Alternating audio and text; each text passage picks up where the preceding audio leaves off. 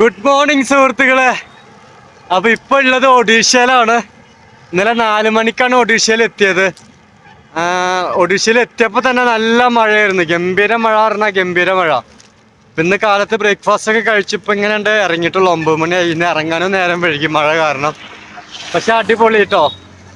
കൊൽക്കത്തയിൽ ഇങ്ങോട്ട് ഒഡീഷയിലേക്കുള്ള ഒരു വഴി ഉണ്ടല്ലോ, ഹൈവേ ആണെങ്കിലും പക്ക കേരളം പോലെയാണ്. 2 സൈഡില് തെങ്ങുകള്, തോട്, പുഴ, അങ്ങനത്തെ ചെറിയ ചെറിയ പക്ക കേരളം. ഞാനൊരു കൊല്ലം ജില്ലയിലൊക്കെ ട്രാവൽ ചെയ്യുന്നൊരു ഫീല്, കൊല്ലം ആലപ്പുഴ ജില്ലയിലൊക്കെ ട്രാവൽ ചെയ്യുന്നൊരു ഫീല്.